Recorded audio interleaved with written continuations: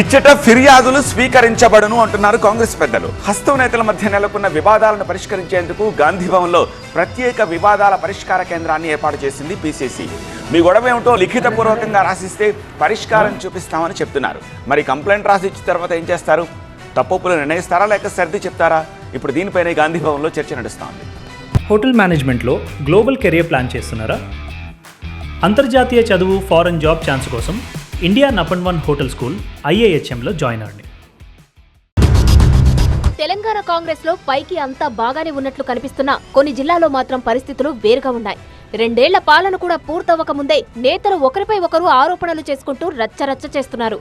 Latest గా వరంగల్ జిల్లాలో కొండా దంపతుల వ్యవహారం హాట్ టాపిక్ అయింది. ఓరుగల్లు కాంగ్రెస్ లో కొండా కపుల్స్ చుట్టూ నెలకొన్న ఈ వివాదం కీలకమైన స్థానిక ఎన్నికలకు ముందు పార్టీకి సవాలుగా మారింది. కొండా మురళి, సురేఖలపై వచ్చిన ఆరోపణలు, వారి వాదనలు, పొంగులేటిపై ఆరోపణలు పొలిటికల్ హీట్ ను మరింత పెంచాయి. ఈ క్రమంలో సమావేశమైన టీపీసీసీ క్రమశిక్షణ కమిటీ వరంగల్తో పాటు నేతల మధ్య వివాదాలున్న ఇతర జిల్లాలపై కూడా ఫోకస్ పెట్టింది. పలు జిల్లాలో నేతల మధ్య నెలకొన్న వివాదాలకు పరిష్కార కేంద్రం ఏర్పాటు చేసింది టీపీసీసీ.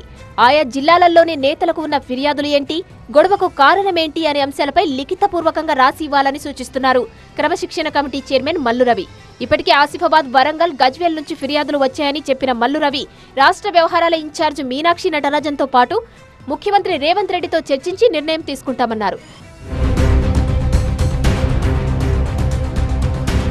మరోవైపు రాష్ట్ర కాంగ్రెస్ వ్యవహారాల ఇన్ఛార్జ్ మీనాక్షి నటరాజన్ ఆదేశాలతో గాంధీ భవన్లో సమావేశమైన కాంగ్రెస్ క్రమశిక్షణ కమిటీ తన ముందుకు వచ్చిన ఫిర్యాదులు, సమస్యలపై సుదీర్ఘంగా చర్చించింది.